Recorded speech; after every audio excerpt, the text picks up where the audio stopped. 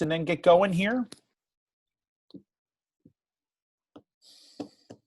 I got a thumbs up from the Whitmires. I'm good. Approval.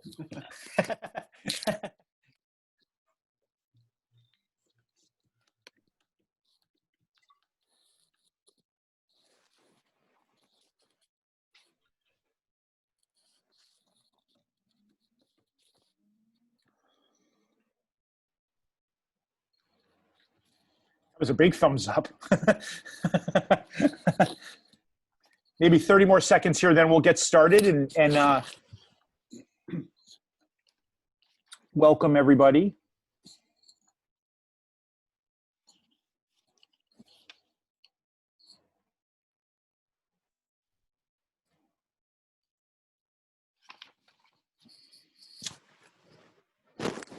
All right, Doug, Marnie, what do you think? You want to get going here and we'll start it off? So good evening, everybody. I think I've met everyone, but for those of you whom I haven't, I'm Seth Hanford. I'm head of school here at the Academy. It's great. It's really nice to see you, especially this year.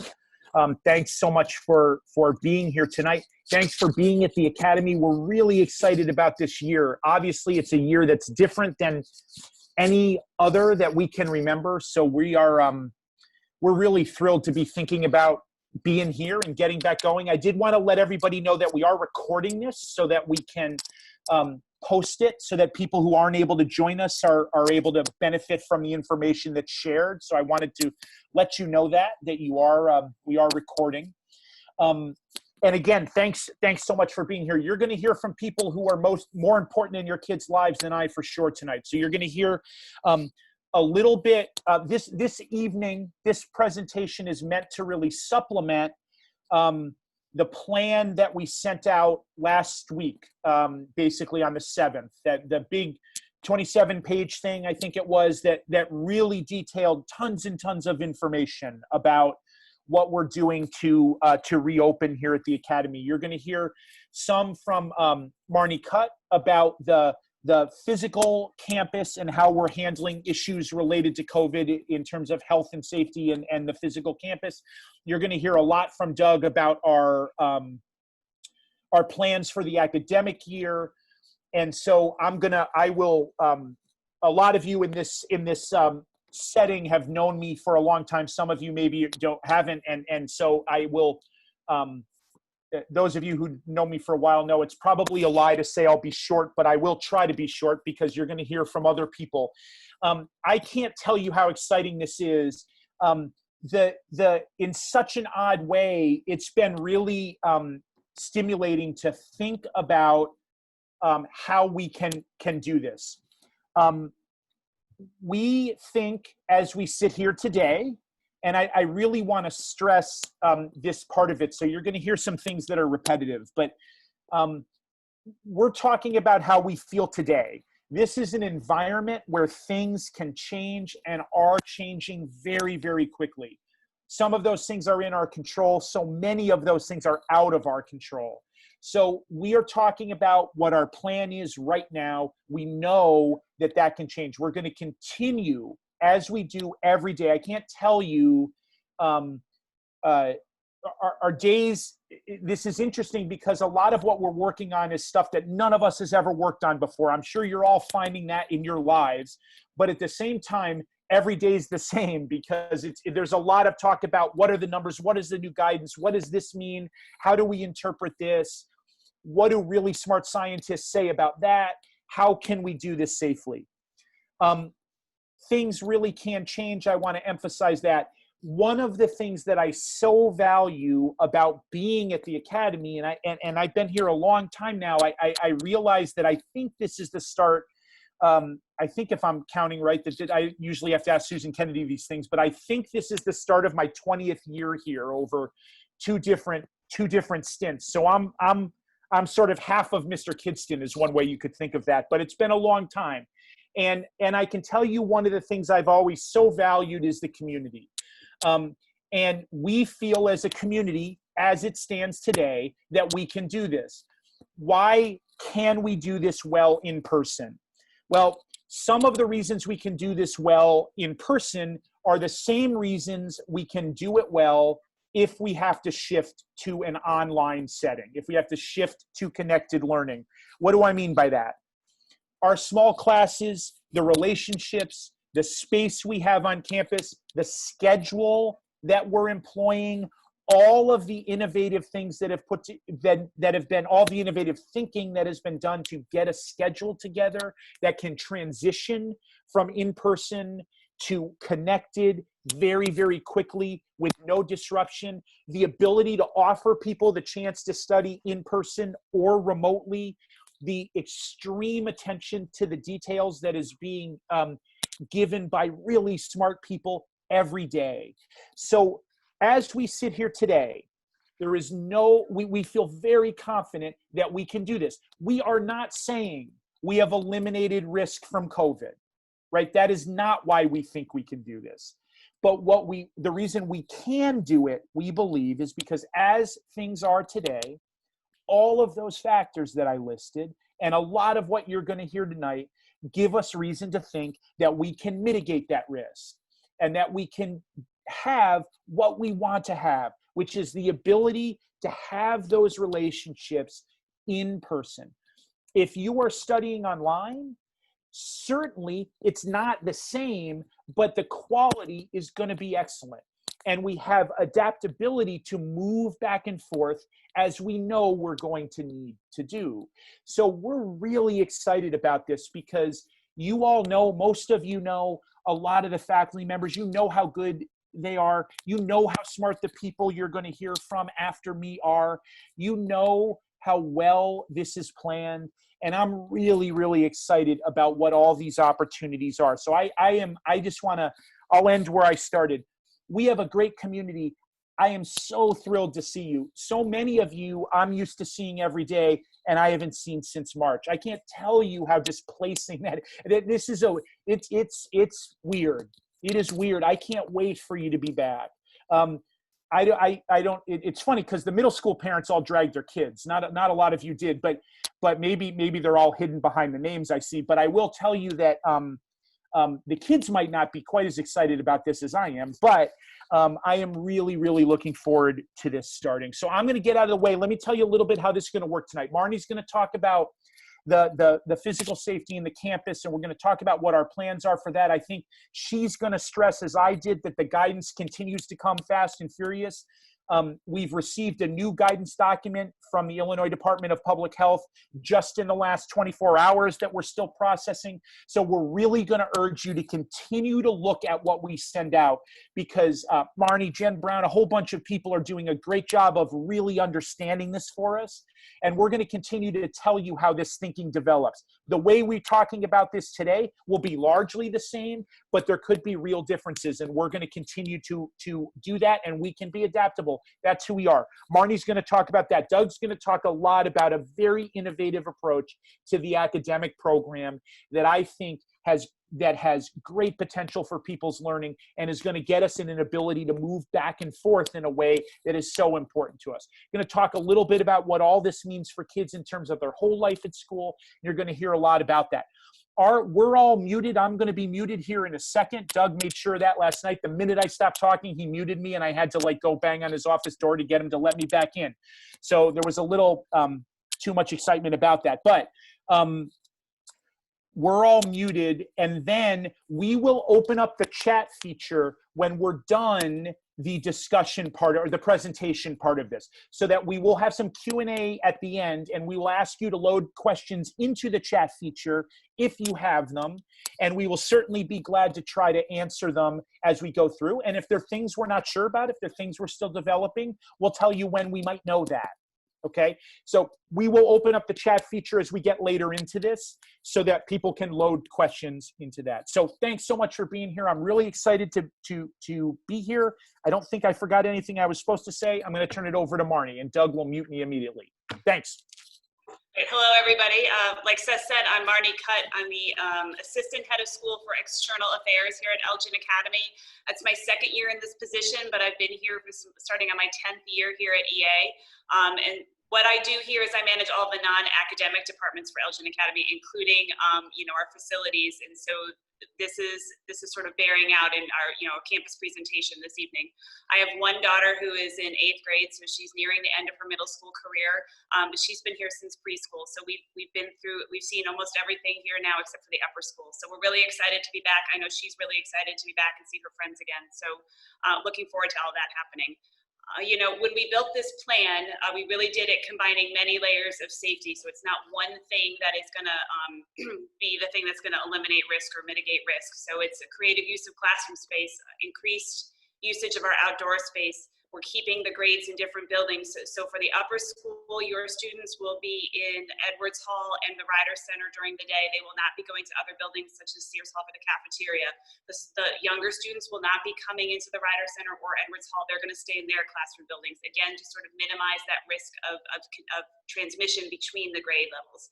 We were doing social distancing, face coverings, encouraging everybody to do good health and hygiene practices. We're going to have consistent hand washing. We'll have hand sanitizing stations outside of each classroom door. We're going to sort of create that habit of making sure that the hands stay nice and clean too. So all of those things are going to work together to reduce the amount of risk. But of course, we know that we cannot completely eliminate risk. We must acknowledge that this risk exists. So we are asking all of our community members, families, faculty, and staff to sign a waiver, which we'll be sending out shortly, and that must be signed before you return to campus. You'll be able to email it back to us or to put it in the mail, but we are going to need that, and I ask your help to get that back to everybody as soon as possible, so that we, because otherwise we're going to start making the calls, because we will not be able to allow your child on campus until that waiver is signed. So I thank you in advance for your help with that. So face coverings, they must be worn at all times except when the student is eating. And for now, this includes when students are out of doors, outside. We're gonna monitor that and see how that works for everybody, but that's where we're starting, because our goal is to create a habit of wearing the face covering. It's supposed to become we really want this to become second nature for all of our students and for our faculty and staff. And so we feel like having them wear that all the time, except when they're eating, is gonna be the best way to do that. Face coverings must be worn properly at all times, right, over the mouth and nose. And we really are gonna rely on everybody to do that, because we're all working together as a community to keep each other safe. We do have a handful of face coverings that are not approved. These are based on some studies that have been done that they don't seem to be as effective as other face coverings. So it's bandanas, the gator style face covering, which you would pull up over your neck. Some of the materials that the gaiters are made out of actually make it easier to spread the virus instead of making it less so, because the way it changes the respiratory particles. And also the masks with the one-way valves. Those are the masks with a little like black plastic thing on the side. We are not going to allow those, because we don't feel those are the most effective face coverings. Best case is a cloth mask with 2 or 3 layers or a filter in there. And so that's really what we need everybody to be wearing at all times.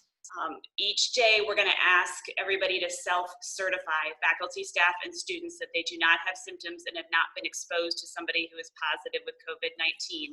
Again, we're a community that's built on trust, and we're all going to do this together, so we're going to rely on you to do this every day. You'll have access to an app.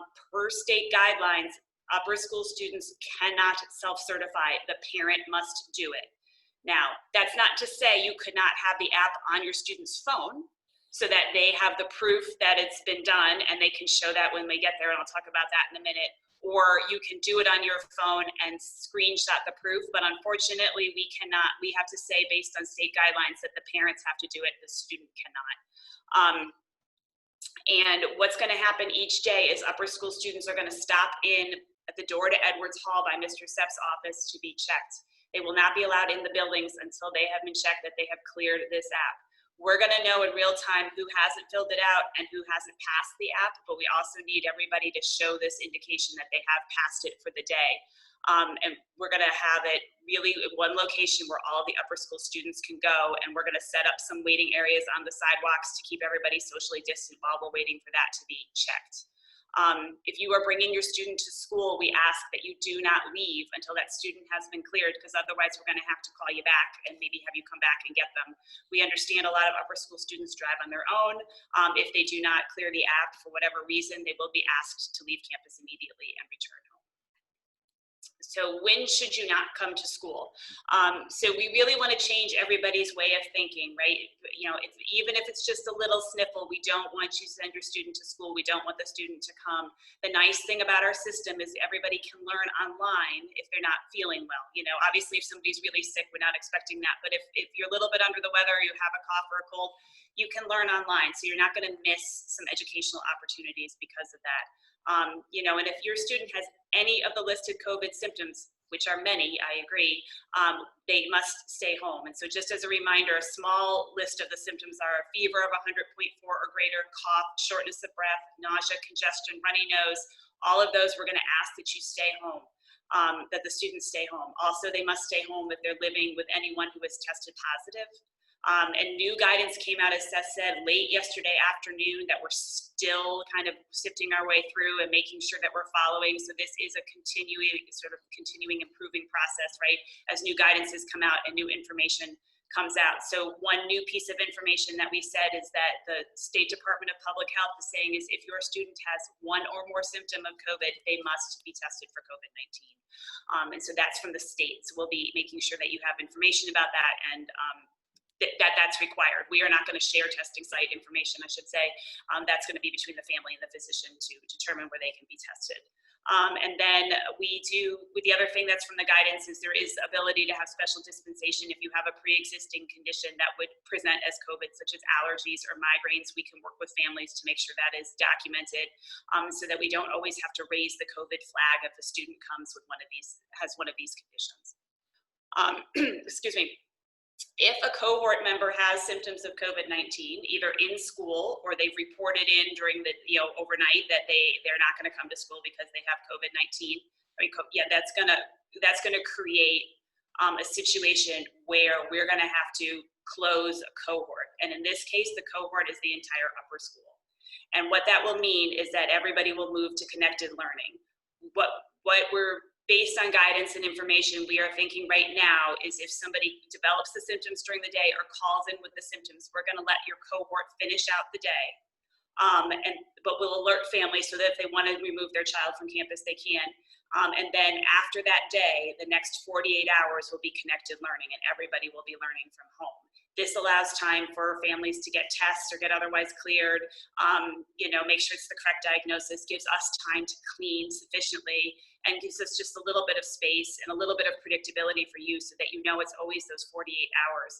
And then at a minimum, and then moving forward, we would let you know if everybody can come back to campus, if you have to continue to stay home doing the connected learning, depending on what happens with that individual. So it's going to require a degree of flexibility and, on everybody's part here as we kind of work through this at the beginning of the year and we work through these different closures. There might be other times we might need to close. The health department and the state are working on some parameters. If a certain percentage of our community develops COVID, or if there's some other internal, external measures, we might then need to close the school based on some county level numbers or what's going on our campus. And then of course, obviously we would close if there was a governmental mandate from the state. And then we would move to that connected learning environment. And that's the nice thing that Doug is going to talk about with his schedule is that we can move back and forth from a connected to in-person environment relatively seamlessly. So, and that's why we developed that, developed that schedule that way. If your student does develop symptoms at school, we will have a room set up in Edwards Hall where that student will be taken and monitored. But we will be contacting the family and ask that you come within an hour to pick up your student. If the student drove themselves to school and feels well enough to drive, then they can do that and they can leave right away. They don't need to stay in the room. But if you are driving your student, we do need you to come as soon as possible to pick that student up. And we would ask the same of a faculty member. If they develop symptoms of COVID-19, they will also be asked to leave campus within that hour. Again, we're trying to minimize the amount of potential transmission across the campus. In terms of when a student can come back, it's actually kind of I'm not going to go through all the details right now because it's relatively complicated and it depends on if you're symptomatic or been exposed to somebody and all that. So what we're going to do is we're developing a reference sheet that we will have available for families. We'll be posting it on our website. We'll be sending it home. We'll have it with all the division offices. We'll have it for all the teachers so that you know exactly all the steps you need to take in order for your student to return and what day counts or what. And those change often, so that might be changing as the year goes on. As everybody kind of gets into the swing of school. So, just to sort of reiterate, drop off, all students are going to have to come to the door at Edwards Hall. The other door to Edwards Hall is even going to be locked, and we're not going to allow students into the Rider Center until we know that they have cleared that app. We are going to move all of our car lines to Academy Place this year, including the middle school car lines. So we're going to try to stagger the starts a little bit. We're going to ask that upper school and middle school don't come before 7:45, but try really hard to come between that 7:45, 8 o'clock time period, because lower school is going to start at 8 a.m. This will allow us some time to clear everybody. We are going to monitor that and see how that goes the first couple of weeks of school, and we might need to adjust the times or make some changes to that to get students moved through as efficiently as possible. Once a student has and I believe Mr. Sept will talk about this a little bit more, but once a student has sort of demonstrated that they've passed the app for the day, they will be asked to go to their first period class, I believe, and be there so that they can be ready to start the day. Excuse me. In terms of the end of the day, it's not going to look too much different from upper school than it has in the past years. Any student that's participating in athletics, they would go to their athletic location, they could go home. We will have some limited space in Edwards for students who need to stay longer, but it's not going to be, it's going to be limited. It's going to be about like 30 to 40 spots, I believe. So definitely less than 50 where the students can be, because we have to make sure that we don't have large groups of students congregating together. The last thing that I would say is, please pay attention to the communications. When we send a blast, it's pretty important that you read it because it might be about your cohort closing or a presumed case of COVID on campus or something like that. So we really need you to read those email blasts. Also, please pay attention to EA News and Notes, which comes out every Thursday. That's where we're going to have updates for our community. And they will also be stored on our website. We have a community updates section on our website where all of this information is being stored, including everything that we've already sent out related to COVID and campus openings and campus closures. But we're really going to rely on you to be looking out for those kinds of things so that you have the most up-to-date information.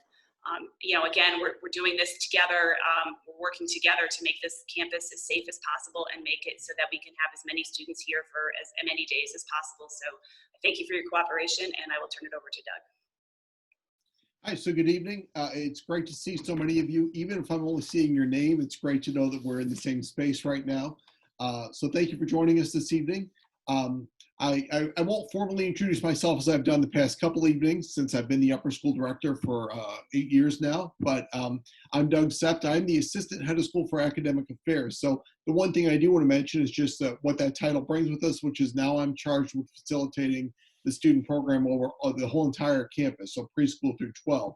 So the same work that I'm doing in the upper school, I'm also doing in the middle and the lower school right now. What allows me to have the ability to cover that much area is really the great people I work with. And really, I want to point out two groups that have been vital in supporting me throughout this process, helping create these plans, and will be vital to your children moving forward. One group is a group called the Faculty Innovation Team. This is a team of about 8 teachers from campus from all different divisions that we started meeting in March. We had already planned to start a faculty innovation team, and what better time to start it than the immediate shift to online learning. They were instrumental in helping get our online learning up and running and supporting teachers throughout that process.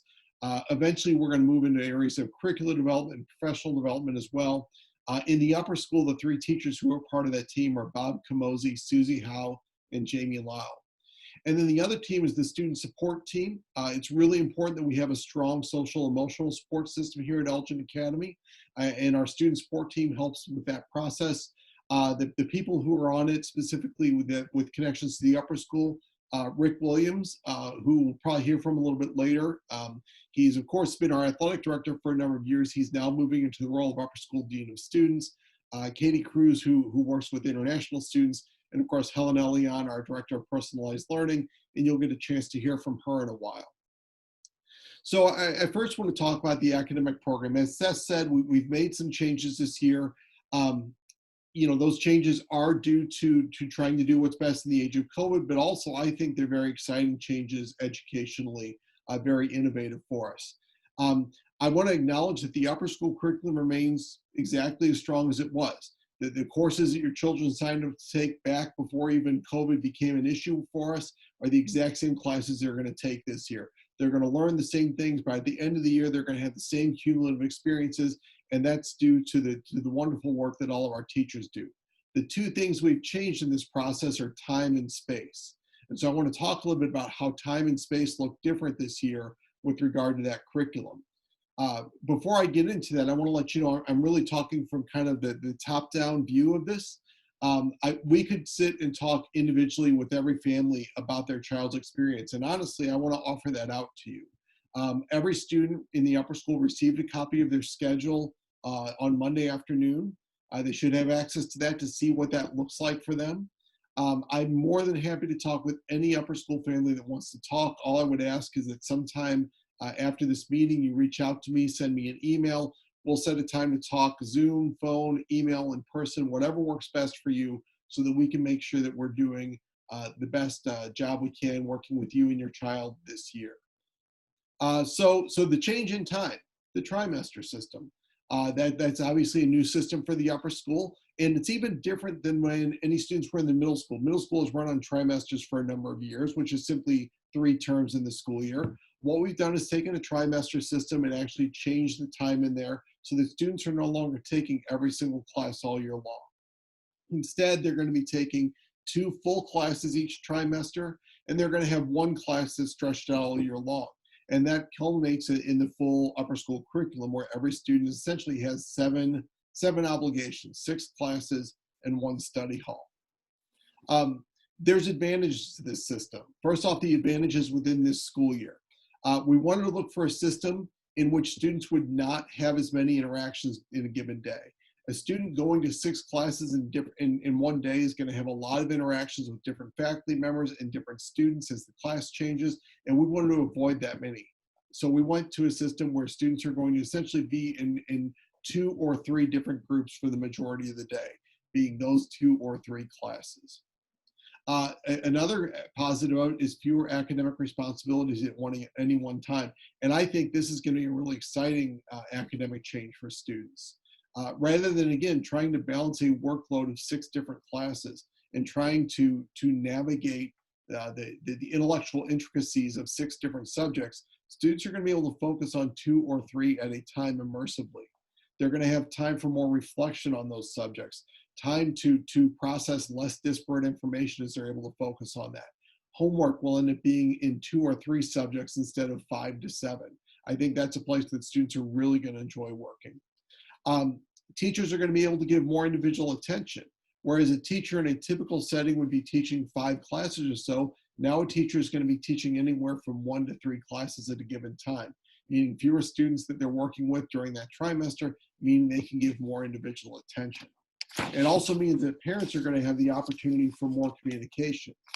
In fact, because of the accelerated nature of classes in a trimester system, we're actually going to send out grade reports, progress reports, and narrative comments every 3 weeks so that you can see in that quick system how your child is adapting, what they're doing well, and what they may want to consider changing as they move along. So again, every 3 weeks, you can expect some sort of report coming out in Final Sight so that you can track that progress. And of course, in the upper school, I know students like to track their own progress as well. Another reason we chose this schedule that transitions well to online learning. I'm sure everybody remembers back in March, we go from a typical school day on campus to suddenly an online setting where we had what were called E and A days. Essentially, we took a full schedule and split it up into two days so that students had about 3 to 4 obligations each day. It was clear, and we knew this before we even got started, the schedule we were on before does not work well online. Trying to have a student take 6 classes in a day online is not appropriate. At the same time, the schedule that we created in the spring would not have transitioned well back onto campus. There was a lot of time built in for office hours and unstructured time, which was important for students to have at home, but at school we want to provide a little more structure. This schedule transitions well whether it's on campus or off campus. And so regardless of what sort of setting we're in, or if we have to make a change from one day to the next, the students have they know the predictability of what their schedule will be. That will work well. We do have some families who are choosing online learning at the beginning of the year, and I'll talk about what that'll look like briefly. And again, if we have to close as a cohort, or if we have to leave campus because of a full campus closure, we can just continue learning in that system.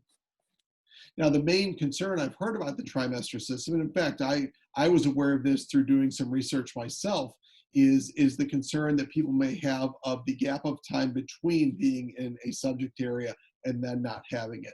Most commonly, it's, my child will not have math or language for a third of a year, or maybe for an upper school, I'm taking my class in the fall and the AP exam is in the spring. What am I going to do? Well, what I'd like to say is how we're addressing that, because these are overcomable obstacles. First off, our teachers are fantastic teachers, and they have always taught for long-term understanding. They've not taught just to get from one day to the next or from one year to the next. I'd like to suggest a couple things that our teachers already do well and will continue to employ that are going to help your children when they're not in a trimester class. First off, our teachers understand that it's important to practice retrieval learning. That is, having students continually recall past information, usually spaced out over a set of time. Sometimes this can be called spiraling or scaffolding in the education world. But as students are forced to recall things time and time again, they build stronger connections in their memory. It allows them then to have a longer gap of time and still be able to recall. Longer class periods like we've set up for this year, so the block periods are a little over 2 hours long, do provide for more diverse learning opportunities and opportunities for students to engage with concepts in multiple ways within the span of even a single period. And again, that's due to some great work by our teachers. Elgin Academy teachers do not teach in a teacher-centric fashion. So I assure you, this will not be a teacher standing at the front of the room for 130 minutes teaching the students who are just facing them. This will still be a collaborative effort with a lot of different activities. Our teachers also understand the importance of physical movement. And yes, we are in a situation where our room spaces are going to be fairly stagnant as we keep students spaced apart, but we do have a wonderful campus. And I will certainly encourage and welcome any teacher who wants to make use of outdoor space, be it for a part of a period, a full period, or even just to get the students out and about moving for a moment so they can come back to the classroom and have that reinvigoration of being ready to learn. A block class also allows for specific, what sometimes are called openers and closers. You want to start a class by ensuring that students have a sense of what they're going to talk about that day, what are the main points they're going to learn, and really to prime them for that learning. And then at the end of the period, you want to do some activities that will cause some immediate reflection, some time to recap the key points of that day. And those things are difficult to do if you're in a shorter period. But with a block period, time can be given to both of those so that students can prepare to learn and then reflect on what they learned all within that same day. And finally, I really want to give another shout out to the faculty. I already knew from the past years that our faculty really enjoy growing themselves professionally. I have always been engaged in professional development, but there are some things we've been doing over the past year that have really led us to the point that we're going to have a successful experience in this. Two specific examples I can point to. Last August, all of our teachers on campus participated in a 2-day workshop put on by Independent School Management that was titled Teaching in an Extended Period. And it was all about how to make use of those longer blocks of time in a great way. In fact, we're going to revisit those. We're going to scaffold ourselves. We're going to spiral back to that as we start this school year to make sure that we're all ready to continue to use and grow those opportunities. The second is we've had a number of teachers involved in a 2-week webinar. This has been offered several times this summer on virtual teaching so that they can continue to build their toolbox of how to work with students virtually. As we anticipate at some point in time, there will likely be online learning this year. The other way we're going to deal with the gap of what do I do when I'm not in a trimester class of say math. We always have co-curricular opportunities available for upper school students. A lot of those are already based on academics subjects. We'll continue to offer those as we can in this setting to ensure that if a student is really passionate about a particular subject area, they have opportunities to engage in it even when they're not in that class. Our teachers do a wonderful job of creating online resources, learning management systems, ways they communicate with students. We want to make sure that those resources will continue to be available to students throughout the year, even when they're not in that system or in that class. So for example, if a student still wants to be able to access online resources about a particular subject area, the teacher will help them find those materials that the students can do. We'll also identify and support students who may need a little more remediation in an off trimester. So if a student had some challenges in a class and we want to keep work with them beyond that class, we'll find ways to do that. And finally, to go back and address the AP class situation. AP classes are being offered in every trimester, but the tests are only offered by the College Board in May. The most readily, the easiest example to talk about is for our senior AP Psychology class. AP Psychology is a trimester 1 class this year. All of our AP teachers who are teaching either a trimester 1 or 2 class are committed to providing review opportunities for students prior to the exams in May, whether that's a mix of online resources, one-on-one help, small group sessions, whatever it may be. We want our students to be successful, and again, for teaching for that long-term understanding and providing some, spur of the moment final review sessions prior to May. We anticipate that our students will be as successful in those exams as they always have been. The trimester system, we have put it in place for this year. Like everything we do, we're evaluating on a consistent basis. We will evaluate as this year goes on, is this the right system for the COVID environment? And is this the right system for the educational environment?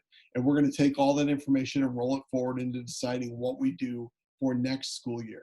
Hopefully we won't have to create a schedule with COVID in mind, but more so we can take the best of what comes out of this year and create a schedule that works well moving forward.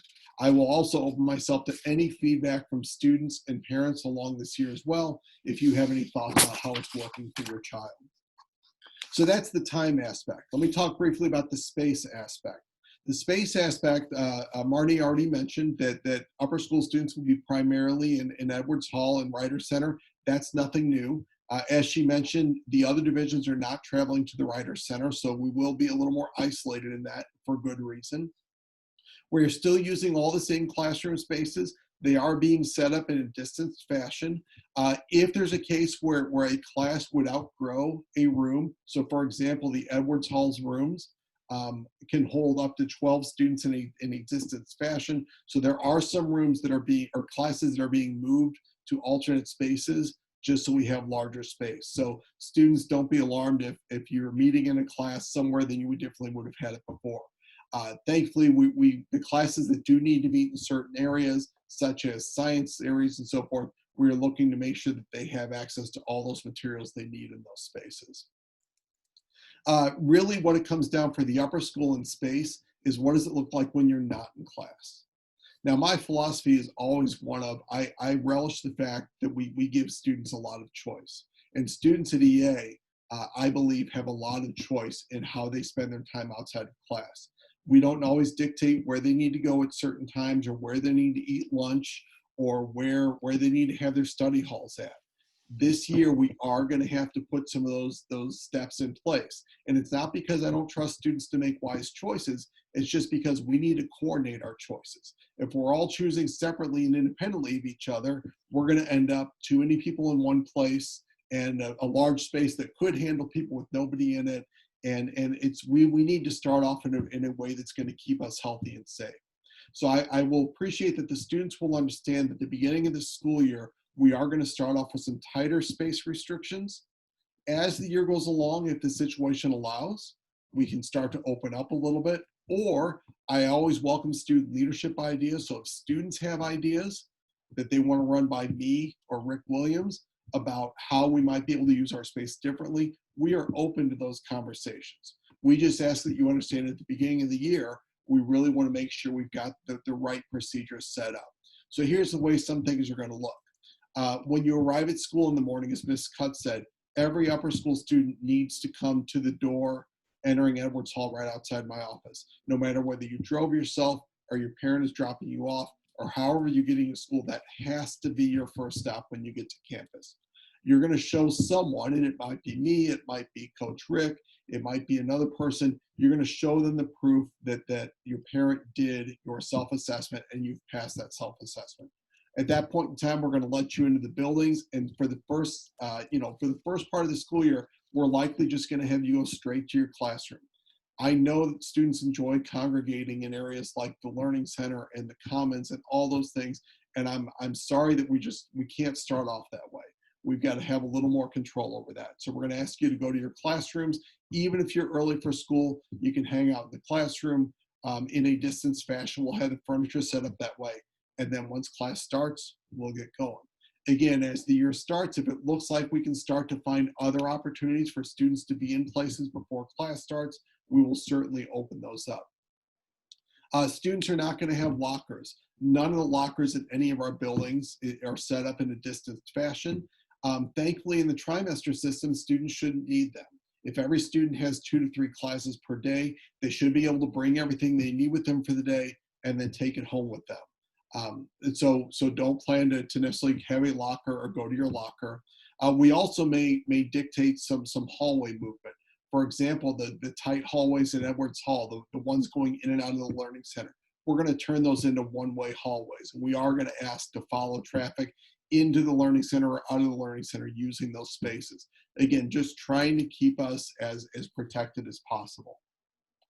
Lunch is going to be another time. So we often have had a lot of, students have had a lot of freedom during lunch, especially in the past couple of years when we decided we can move away from the lunchroom.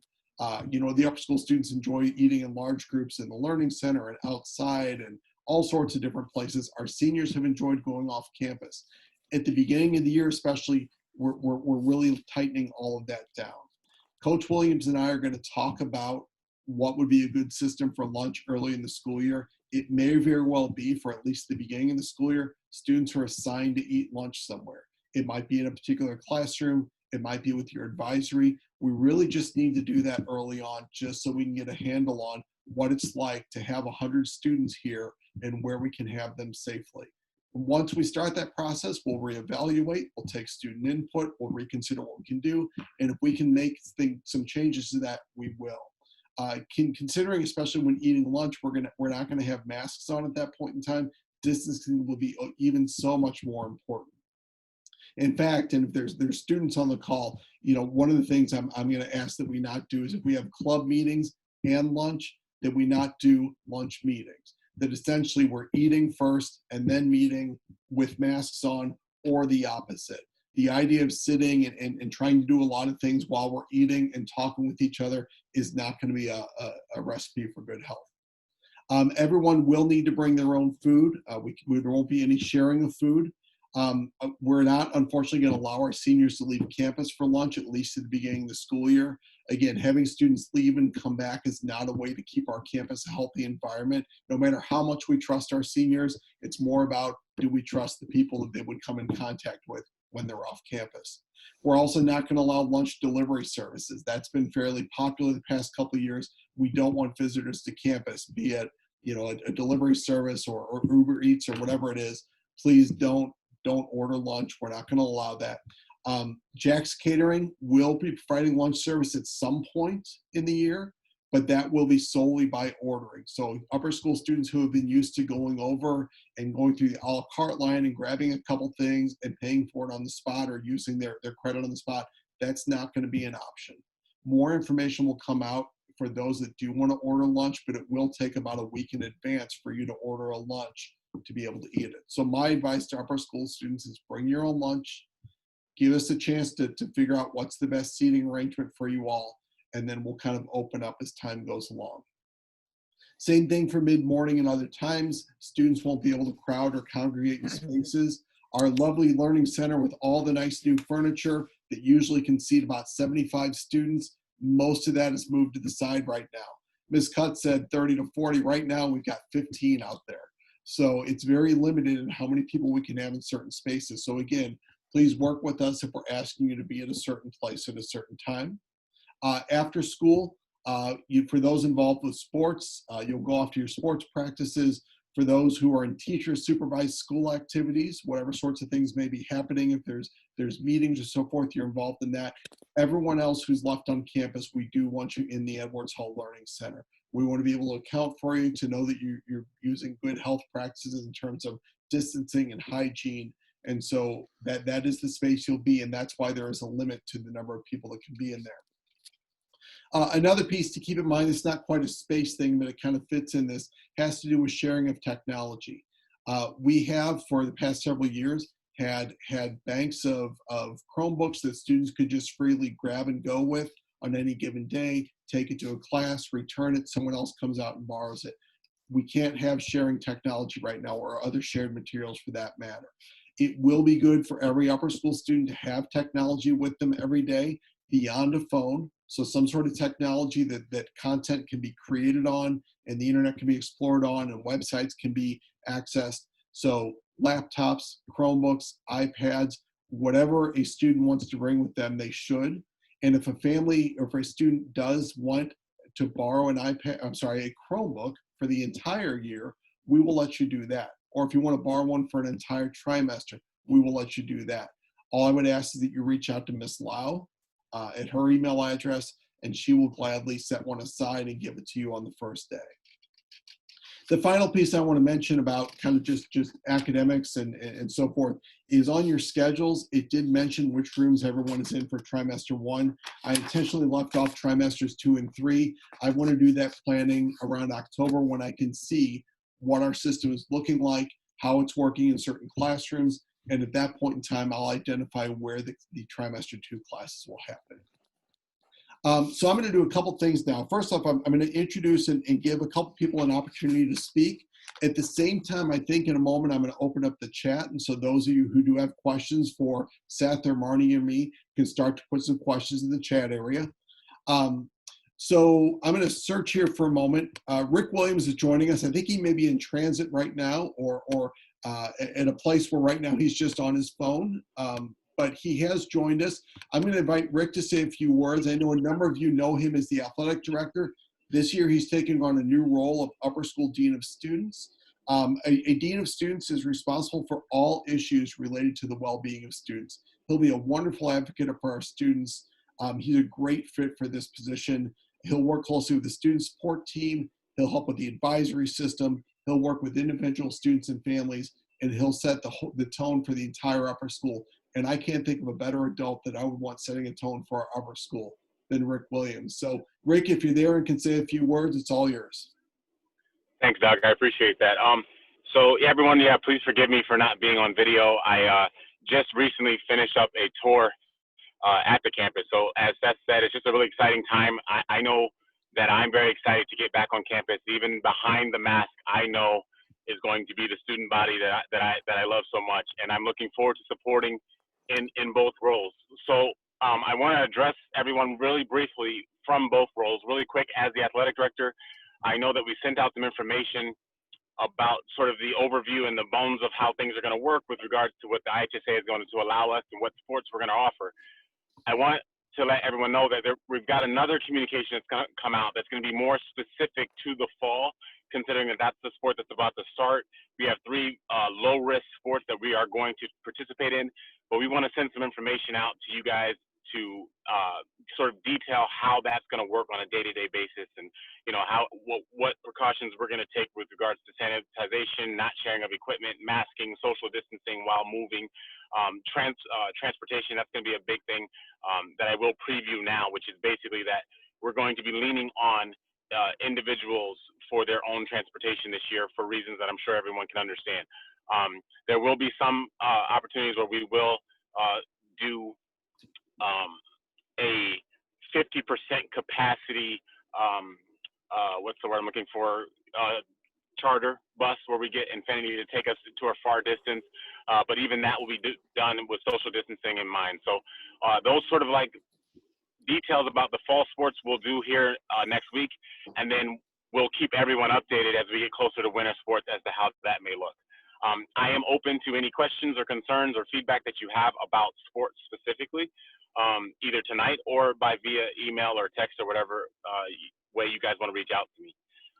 And then lastly, I just want to address you guys in this new role as Dean of Students. It's one I'm very excited about having. It was introduced to me in this environment, so I knew when taking it that I was going to be taking it in a unique situation with the situation surrounding COVID-19. But I still aim to do it as closely as I would do it in any other way, which is, you know, what I pride myself on kind of being known for is providing support to students while at the same time holding them accountable for their actions, for my actions, and for each of us around each other. So I can't think of a time that's going to be more important to do those two things than now. And so that's really what I'm looking forward to doing. We're going to have to be creative in the way that we do it, but that is the charge, that is the goal, that is the aim. I'm going to make myself extremely available and there to just support kids, both the ones that are coming to campus every day and specifically those that are choosing to stay home. I'm not going to leave you guys behind. I'm going to make sure that I check in with you constantly in collaboration with Helen and Katie Cruz. We are the three of us joining together to update our advisory program to make it a little bit more robust, where we have some topics of conversation that are a little bit more guided with some components. So some more information on that will be coming soon. So I know we're all in for a very unique year, but I see it to be the same in that we're going to take care of each and every student. And I consider myself a big part of that, and I'm looking forward to it. And yeah, so that's kind of my pitch. And if anyone has any questions or concerns about me in that dean role, you can reach out to me in that capacity as well. Great. Thanks, Rick. Thanks for joining us. I also want to give a quick moment, if she's available. Helen Elion is also on this Zoom. She's been our school counselor last year. Her role title is now Director of Personalized Learning, but she's going to be the same great advocate for students, both in the social emotional realm as well as the academic realm. So I'd like to give her an opportunity to say a few words. Thanks, Doug. Hi, everyone. For those of you who don't know me, just like Doug said, I'm the Director of Personalized Learning and the school counselor. I am cross-divisional, and I work with all the families and students at EA.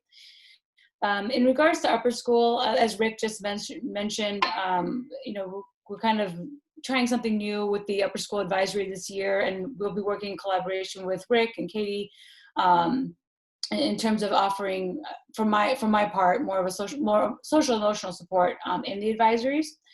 I will also continue to work with students one-on-one as I have in the past, and I'll also be working with students who require accommodations and putting those supports in place for personalized learning.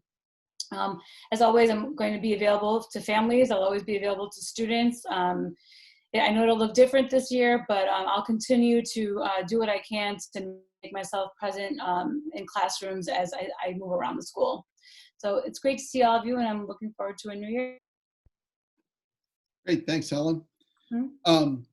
With that, I think we're on to Q&A. I don't know if I see that there's some questions that are in the academic realm and some that are in the kind of the health wellness realm. So where do you, Seth or Marnie, have a preference where we start? Yeah, let me. I've sort of got them bunched together a little bit. So maybe we could start with you, Doug, and I'll try to keep us moving through this here a little bit. Great. If you could talk a little bit about AP exams. What if I have a class, you know, my AP class is meeting in the third trimester, what might that look like? Some questions about final exams in different trimesters, you know, for different classes, and what that might look like in person or online. Okay. And so maybe we could talk a little bit about those differences, and then a question about whether J-term will exist. Okay. Well, let me, I'll try to tie all of that together and make sure I hit everything. And if you've asked one of those questions and my response doesn't hit upon it and you need more information, feel free to re-enter it in the chat. But here goes. AP. So I know that AP US History might be the class that's being asked about. That is a third trimester class. There are a couple other classes as well, but that's kind of the biggest one that a lot of our juniors are taking. We're already thinking proactively about how that may look in terms of a May AP exam. Two ideas that we've already been tossing around. One is that AP, the College Board, does offer two testing times, usually a regular and a late time. So I think it would make sense in this year that if we have a third trimester test, we actually sign the students to take up the late test or to take the late test. That'll give them about 2 to 3 more weeks of class time prior to the test happening, even though it still happens in the school year. The other is last year, those students who were in AP classes may recall that we did use some January term time to actually offer some AP classes to keep learning going. It is possible that if there's a third trimester AP class, they may actually have a couple meetings early on during January term. So I'll get to that question in a moment, where they could actually start the learning process a little bit, get the students forward thinking, so that the first day of the trimester, they're already hitting the ground running. So great question, and we're going to continue to plan so that our students taking an AP in the third trimester can be successful. Since I mentioned the words January term, I want to hit on that question. Absolutely. January term was a great success last year, and we want to be able to have as successful a January term as this year as we can. Every student on their schedule did receive that January term still exists, and the course they enrolled in is the same course they're going to be in. The two things that I'll say we are considering and will continue to consider as we begin the school year. Two of the courses obviously involve travel. It was domestic travel, but we will be reevaluating that early in the school year. At this point, I'm very reticent to think that we're going to be in a position to do any sort of travel away from the Chicago area, even in January, but we will be in contact with families. Those two classes, Literature, the American Landscape, and National Parks, were both designed with the idea that they might have to stay locally. So if we have to cancel the travel portions of the classes will still exist and happen and be just as robust as they would have been. The other piece that I haven't given a lot of consideration to yet, but is the timing of it. January term right now does fall in the middle of the second trimester. As we get into the school year, we'll consult as a faculty, and if we feel like we want to move that to a different part of the school year, maybe between trimesters, we might. It would still be the exact same robust program, just offered at a different time of the school year when it might not be disrupt the middle of a trimester. But absolutely January term will happen this year, and absolutely during this school year, we will plan January term 2022, because that's a program that I want it to be a key component of Elgin Academy. And then there were some questions about final exams. So yes, as I talked about earlier, the whole idea of teachers asking students to recall information, having some sort of finishing piece to a class is really important. Obviously, we've done final exams a lot in the past. This past June, when we weren't on campus, we didn't do traditional final exams, but teachers still did find ways to have students do that recall and closure through projects and other activities. The way it'll look this year, of course, is since students are only taking two full classes every trimester, at the end of the trimester, they should anticipate that there will be some sort of closing activity or assessment in that class. It might be that they take 2 final exams on the last day of the trimester one in each of those classes. It might be the teachers, if it's a better fit for the class, have some sort of project or something else that culminates that class together. What we won't have to do, and this is another thing I love about this schedule, is actually create separate final exam days. Because at the end of the trimester, the last day of the trimester, you're going to have 2-hour class periods in each of your trimester classes like you've had all along. And so if we want to give an exam that day, it's already built in and set up and ready to go. If students are online at that point in time, as we know some students are going to be online by personal choice, or if we are online as a school or cohort at that point in time, our teachers will reconsider if a final exam is the most effective way to do that, or if there are other ways to accomplish the idea of having students recall and recap the major concepts and how they can do that in an online setting. So Doug, I'm going to keep going. For those of you who are asking questions about symptoms, cohorts, things like that, I promise you we're not missing you, but let me just stay with the academic theme here for a minute.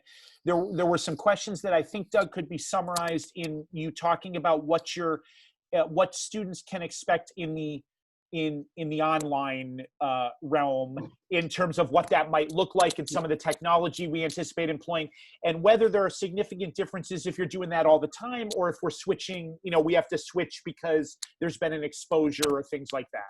Gotcha. And I apologize. I actually had some things written down that I passed by when I was talking. earlier.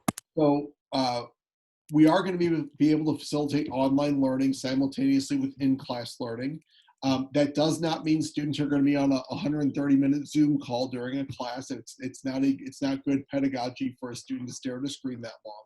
But what it does mean is that students who are at home can still engage at the same time the students in the classroom are engaged. We are setting up, thanks to the help of an EA parent, with a lot of technological know-how, with an assist from Mr. Kidston as well.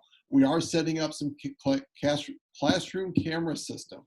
And what those will allow for is if a teacher does want to give a student video access to the classroom, they won't be tied to their webcam on their laptop.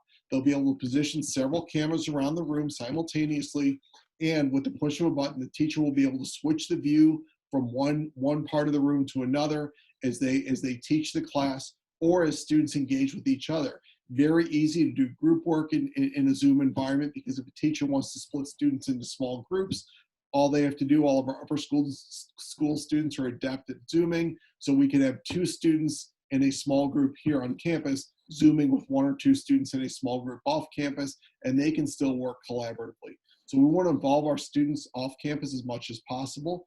They should still anticipate the same daily schedule. So for example, by 8:15 in the morning, they'll have heard from their teacher whether they should be logging on to a Zoom or accessing some other information or something, however they're going to engage themselves online for that 2-hour class, and then continue throughout the day.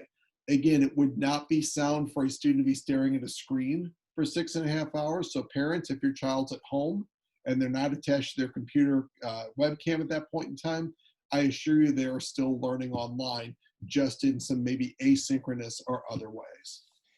A question about what lab classes might look like, and we probably have some points of reference from what happened in the spring, but how, if we went online either by state mandate or in a specific situation, what do we think about lab classes?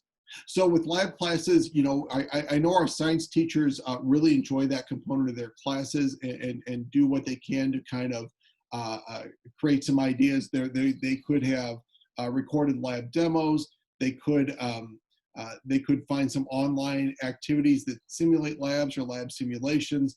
Maybe even in some cases have students do labs with household products at home in a safe way. I do see that Ms. Lau is on this call. I don't know if I unmute you, do you have any thoughts to add in about labs? Okay. All right, I'm asking you to unmute so you can say a few words. Hi. For labs, there's a lot of different ideas that have come across. There are a lot of virtual lab setups that I know, some of which we used in the spring and are kind of in my, at least for me personally, for chemistry, are in my back pocket if we end up in that position. Some of the ideas too have been, as teachers, to come in, film a lab, share that film out, and then but still find ways to make it interactive with the students, whether it's through Edpuzzle or different ways where there's still that interactive component. If we're online, it's not going to be 100% the same. I cannot send an entire chemistry lab to anyone's house to make it an identical experience, but there are ways to make it still fun and interactive and still have a similar lab experience, even if it may not be quite at the same level. Great, thank you, Ms. Lau. And that's just a testament to the creativity of our teachers and the work that you saw them do in April and May. It will be even better this year, and that's not because, pardon me, that's not because it wasn't good. It's because as teachers, they're always growing and learning and improving. And so thank you for saying that.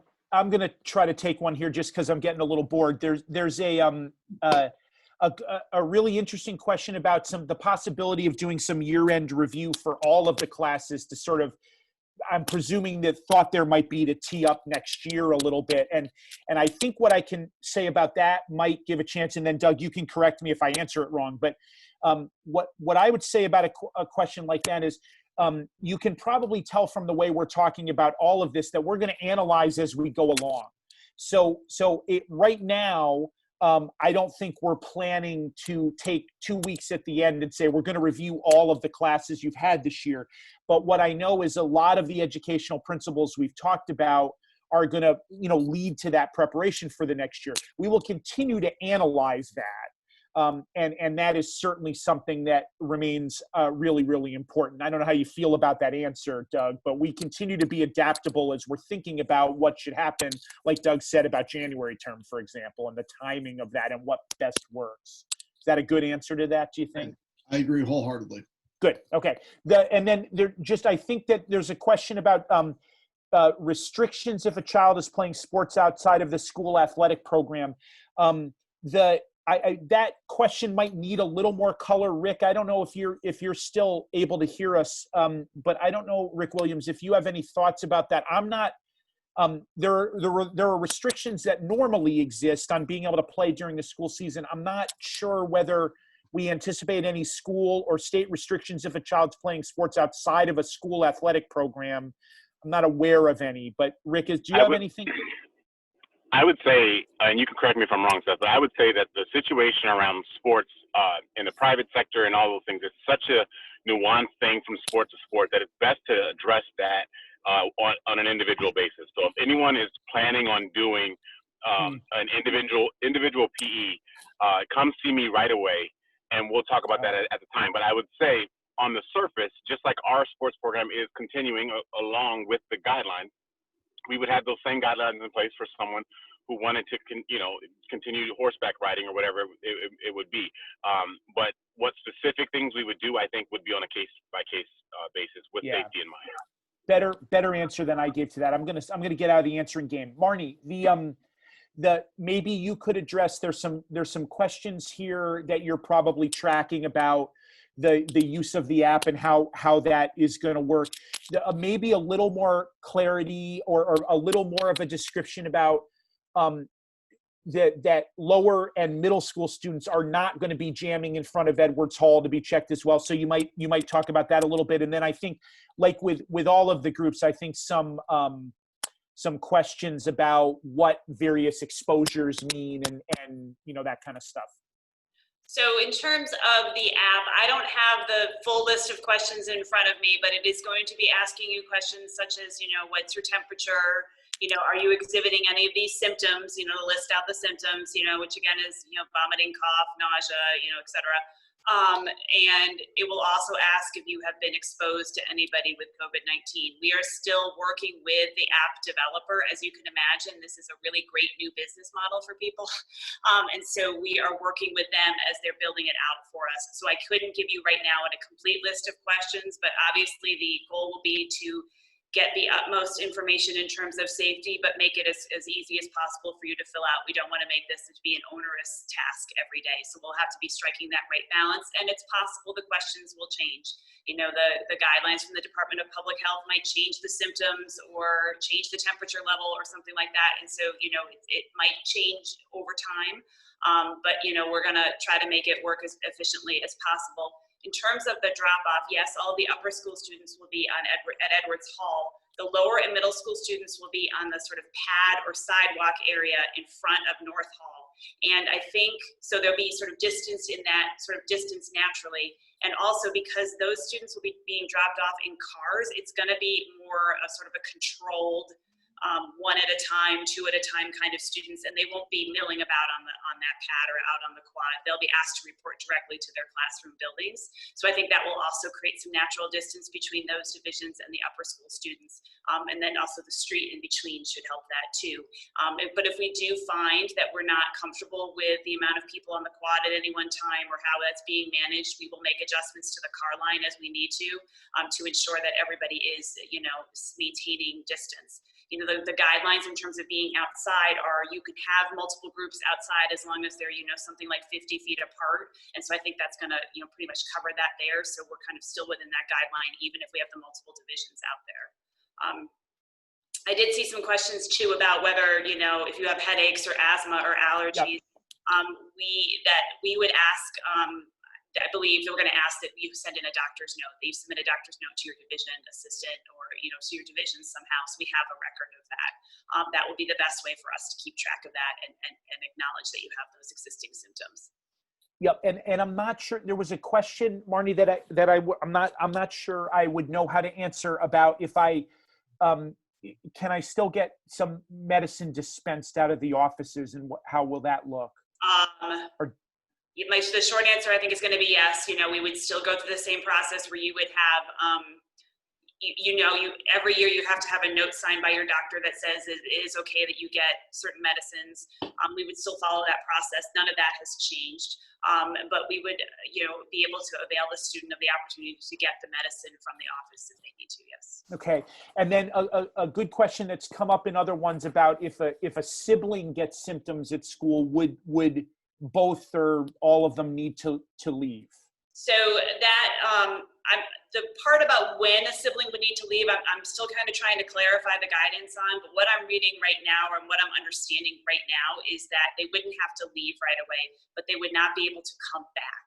So the guidance from last night does specifically state that if a sibling in a household or a parent or somebody is being tested for COVID-19, the other student cannot come back to school until we know whether the first student has passed their test or not. Okay. And if they All have right. passed the test, then that triggers obviously some other isolation and quarantine situations. And then maybe related to that, I don't know if in this specificity, if somebody has an inhaler medication order, is there a separate order stating asthma as a diagnosis, or? That is a question I would have to refer to some other people about to be able to.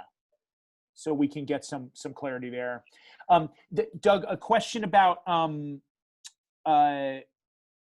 activities in clubs. Some of the color around on the outskirts of academic life. What comments do you have about that?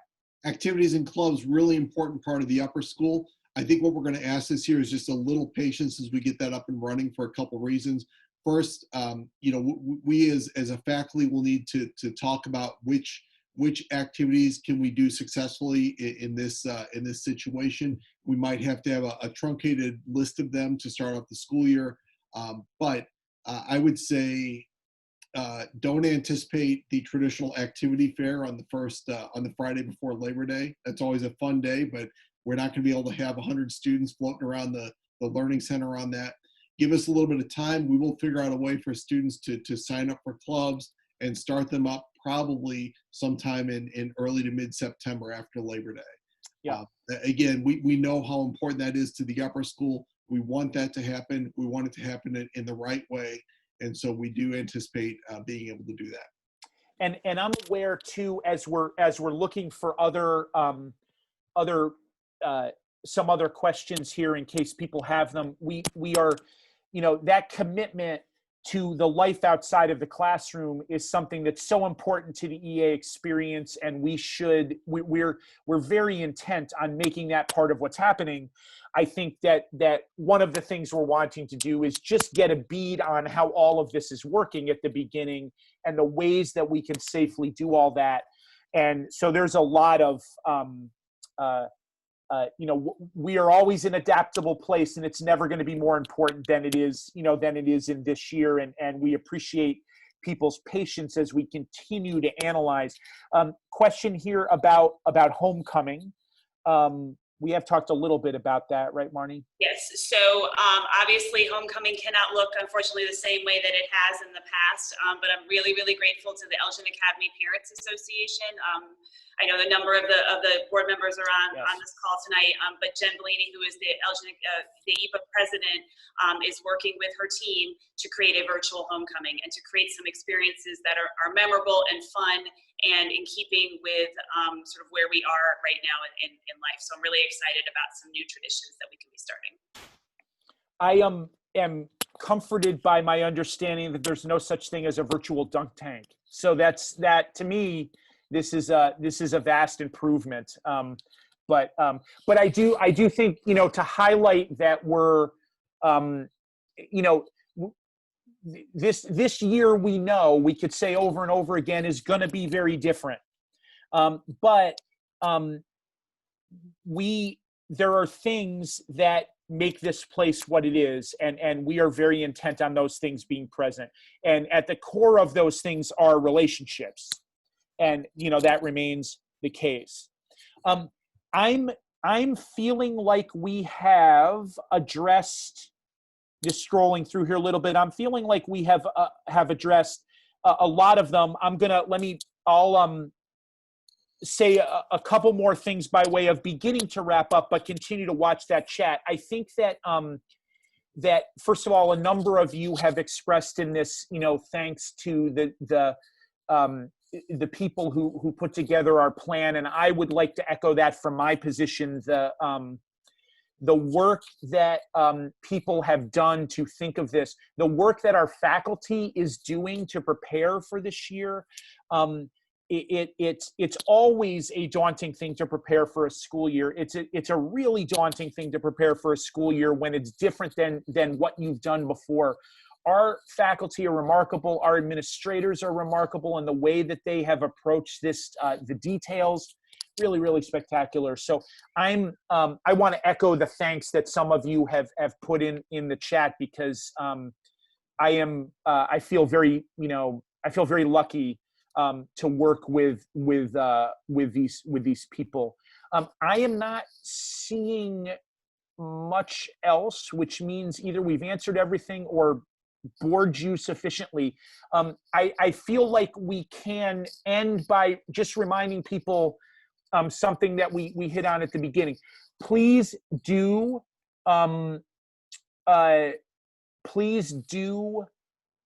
reach out to us with individual things. This has not been a night to have particularly individual conversations about individual situations.